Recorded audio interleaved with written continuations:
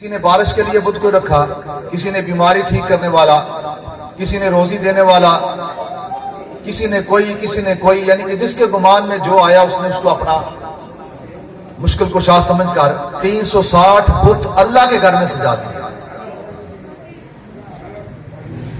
آقا دو جہان کی جب آمد ہوئی اور آپ نے جب اللہ کی توحید کا پیغام دیا، اللہ کے حبیب وہ پیغام جب لے کر آئے تو اس وقت کے انسانوں کو وہ پیغام اچھا نہ لگا، کیونکہ ہر بندے نے اپنی خواہشات کے بت گھڑ کر اسے بت کی صورت دے کر اپنے سامنے رکھا ہوا تھا۔ وہ اس خدا کو جیسے چاہتا مانتا، کوئی ٹوکنے والا نہیں تھا، کوئی پوچھنے والا نہیں تھا، کوئی کہنے والا نہیں تھا، اور جس نے ٹوکا یا کچھ کہا وہ ان کا دشمن۔ تو آقا علیہ الصلوۃ والسلام نے آ کر یہاں سب کی نفی فرما دی کہ یہ تمہارے تمام بت جھوٹے ہیں، یہ تمہارے خواہشات کے گھڑے ہوئے بت ہیں جنہیں تم نے عملی صورت دے کر سامنے رکھ لیا ہے۔ اسی طرح آج ہمارے اندر بھی بت ہیں، لیکن یہ اللہ تعالیٰ کا ہم پر فضل اور کرم ہے، یہ میرے آقا دو جہان کی آمد کا صدقہ ہے کہ آپ نے فرما دیا تھا میں میری امت مجھے اپنے بعد تمہیں ظاہری بتوں کی پوجا کا جو خوف ہے نا مجھے نہیں ہے، وہ میرے دل سے نکل گیا، میں نے اس کے اوپر وہ جو کام کرنا تھا کر دیا۔ میں نے اپنی امت کو اس نہج پر پہنچا دیا ہے کہ اب یہ ظاہری بتوں کی پرستش نہیں کریں گے، ظاہری بت بنا کر ان کے سامنے نہیں جھکیں گے، لیکن ایک خوف آپ نے فرمایا ابھی بھی ہے، وہ کہ آپ میں تم خواہشات کے بندے بن جاؤ گے، تم دنیا کے اندر غرق ہو جاؤ گے، تم دنیا کو بڑی چیز سمجھنے لگو گے، یہ بت تمہارے اندر ہوں گے۔ وہ بت ہم سب کے اندر موجود ہے۔ یہ اللہ کا شکر ہے کہ ہم آقا علیہ الصلوۃ والسلام کے کلمے کی برکت سے اپنے خواہشات کے بت کو اصلی بت نہیں بنا کے سامنے رکھتے۔ یہ صرف سرکار دو عالم کی آمد کا صدقہ ہے، وگرنہ کم ہم بھی نہیں تھے، ہم ان سے بڑھ چکے ہیں۔ آپ ظاہری طور پر ہم میں ہر طرح کا گناہ ہم سے بڑھ چکا ہے، لیکن یہ سونے کی آمد کا صدقہ ہے، یہ اس مہینے کی برکت ہے جس مہینے میں آقا دو جہان تشریف لائے کہ ہم ظاہری ناپاکی سے، ظاہری گندگی سے اور ظاہری شرک سے ابھی تک بچے ہوئے ہیں۔ اس وقت آقا دو جہان نے جب یہ فرمایا کہ قل هو اللہ احد اللہ الصمد، تو ان لوگوں کے لیے یہ بات بڑی عجیب بات تھی کہ یہ کیسے ہو سکتا ہے کہ ہم نے تو اپنے آباء و اجداد سے سنا ہے کہ 360 بت تو خانے کعبہ کے اندر رکھے ہوئے ہیں، اور اس کے علاوہ ہر بندے نے اپنے گھر کے اندر ایک دو بت سجا کے رکھے ہوئے تھے، کہ اتنے خدا، ایک خدا کیسے ہو سکتا ہے؟ یہ نصارہ نظام ایک خدا کیسے چلا سکتا ہے؟ یعنی انہوں نے خداؤں کو بھی اپنے انسانی معاملات کے اوپر کیا قیاس کرنا شروع کر دیا، انہوں نے سوچنا شروع کر دیا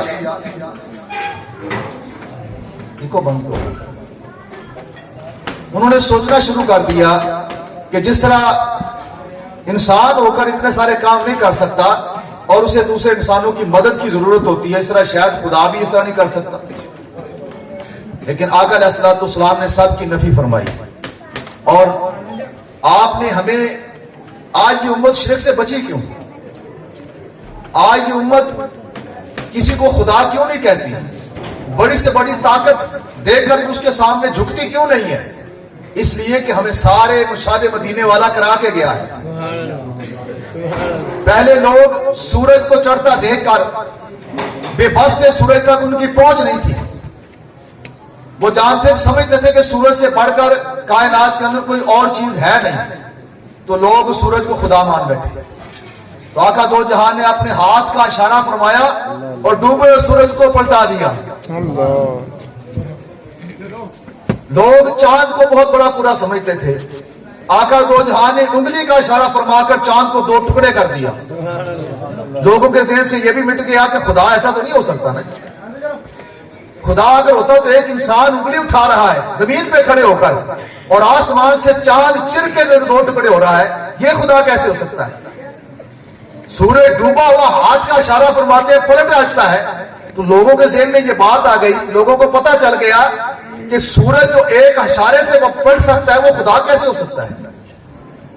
لوگوں نے دیکھا کہ اس عظیم انسان کی نگاہ پڑی اور پتھروں نے کلمے پڑھنے شروع کر دیے، تو لوگ جان گیا کہ یہ پتھر خدا ہو کیسے سکتے ہیں۔ سرکار دو عالم صلی اللہ علیہ وسلم نے اشارہ فرمایا تو درخت چل کر آپ کے قدموں میں آ گیا، لوگوں کو پتہ چل گیا درختوں کی پوجا نہیں کرنی چاہیے، یہ خدا نہیں ہو سکتے۔ लोगों को बारिश की जरूरत पड़ी, आका की बारगाह में हाजिर हुए, आपने उंगली उठाई, ऐसे आसमान पर उंगली उठाई, ऐसे हाथ उठाया तो बादल उमड़ आए और 7 दिन तक बारिश होती रही। फिर एक शख्स हाजिर होता है, या रसूल अल्लाह, सब कुछ सलाब की नजर हो रहा है, बारिश बहुत हो गई है, दुआ फरमाएं। आपने फिर ऐसे उंगली उठाई, ऐसे ऐसे घुमाई, जिधर जिधर आपने की उंगली का इशारा, उधर उधर से बादल छट गए और बारिश बंद हो गई।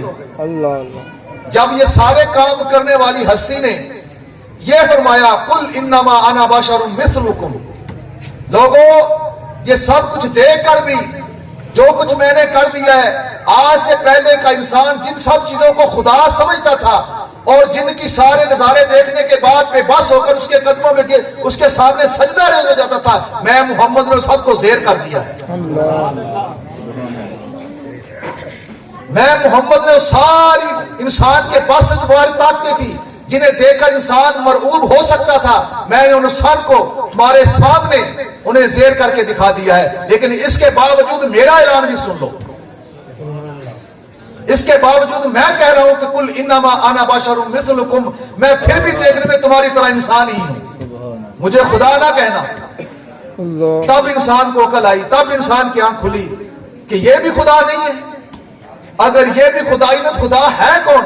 फिर आकर ने फरमाया, कुल हुवल्लाहु अहद, सुन लो, अल्लाह वो एक है, अल्लाह वहदहु ला शरीक है, उसके बराबर कोई चीज नहीं है, वो सिर्फ एक अल्लाह है जिसकी इबादत की जा सकती है। कायनात में माबूद एक ही है, दूसरा माबूद कायनात में ना होगा, ना है, ना कभी होगा आगे। अपने रब का तारफ अल्लाह ने फरमाया, कुल हुवल्लाहु अहद, आप फरमा दीजिए वो अल्लाह एक है, अल्लाहु समद, और वो अल्लाह बेनियाज भी है। अल्लाह। सूरज रात को गुरूब हो जाता है, चांद भी कुछ देर के बाद डूब जाता है, सितारे भी सुबह को गायब हो जाते हैं, और उठते हुए बिगड़ते हुए समंदर भी कभी कभी खामोश हो जाते हैं, बड़े बड़े पहाड़ कभी कभी रेजा रेजा हो जाते हैं। तो मैं अल्लाहु समद, वो अल्लाह हर चीज से बेनियाज है, तगय्युर और तबद्दुल उसमें आता नहीं, कमी बेशी उसमें होती नहीं, घटता बढ़ता वो नहीं। अल्लाहु समद, वो बेनियाज है। लम यलिद वलम यूलद, ना उसे किसी ने जना है ना उसने किसी को जना है। ये जनने जनाने का मोहताज इंसान है। इंसान को अपने बुढ़ापे के लिए सहारा चाहिए, औलाद चाहिए, और औलाद को बचपन के अंदर अपने माँ बाप का साया चाहिए, और अल्लाह ताला इन सब चीजों से बेनियाज है।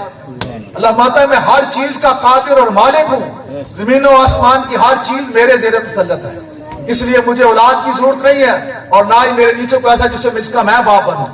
लम यलिद वलम यूलद वलम यकुन लहू कुफुवन अहद, और उसका हम असर भी कोई नहीं है कायनात के अंदर। ये अल्लाह सरकार दो आलम ने अपने रब का तारुफ पेश कर दिया। अब क़यामत तक के लिए इंसानों को पता चल गया, ना पहाड़ खुदा हो सकते हैं, ना समंदर पर खुदा हो सकते हैं, ना चांद ना सूरज, कायनात की कोई चीज खुदा नहीं हो सकती, क्योंकि मेरे मुस्तफा ने हर चीज को अपने कदमों में लेकर दिया है। ये नहीं कह सकता जनाब फलां चीज बड़ी तगड़ी तो इसलिए मैंने खुदा मान लिया। आज जितनी साइंस इजादात कर रही है ना जी, मुसलमान साइंस से मुतासर हो रहे हैं, हालांकि सरकार द्वारा से इससे पहले सारा कुछ करके दिखा दिया था कि मेरे गुलामों तुमने किसी से मुतासर नहीं होना, अगर मुतासर होना तो सिर्फ एक ही जात है जिसे अल्लाह ने अपना हबीब बनाकर भेजा है। लेकिन आज का मुसलमान चूंकि दीन से दूर है, उसे उतना अपने दीन के बारे में नहीं पता जिसे क्रिकेट टीम के बारे में उतना पता जितना पता उसे अपने नबी के गुलामों की शान का पता नहीं है जितना उसे जनाब इंडिया के अदाकारों का पता है। उसे यह नहीं पता कि दीन इस्लाम के अरकान कितने हैं और कितना जरूरियाती दीन कितना है। उसे दुनिया के अंदर बड़े फन आते हैं, और जब भी कभी दीन की बात आती है ना तो फिर इसे जनाब समझ नहीं आती मैंने जाना किधर है, मैंने करना क्या है।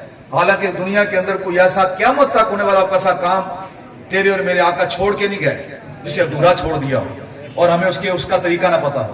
लेकिन कम ज़र्फी हमारी भी है, और हमारे नफ्स के अंदर जो ख्वाहिशात है ना वो हमें उस तरफ जाने नहीं देती, हक देख कर भी हम हक मानने के लिए तैयार नहीं है। तो ये मैंने आपकी बारगाह में वो बात अर्ज की है जो आका अलैहिस्सलाम ने हम पे सबसे बड़ा एहसान किया कि हमें शिरक से बचा लिया। क़यामत तक हम ज़ाहिरी शिरक नहीं करेंगे, ये अल्लाह ताला का हम पर फजल अजीम हो गया। اور اس فضل کے بدلے میں ایک میلاد تو کیا زندگی کا ہر پل میلاد بن جائے تو اس کا ہم قرض ادا نہیں کر سکتے. پہلی امتوں کے اندر کسی نبی نے یہ دعویٰ نہیں کیا تھا، اپنی امت کو نہیں کہا تھا کہ میری امت مجھے اپنے بات میں شرک کا ڈر نہیں ہے، بلکہ نبیوں کی زندگی کے اندر ان کے بیٹے مشرک ہو گئے. نوح علیہ السلام کا بیٹا ان کی زندگی کے اندر گمراہ ہو گیا.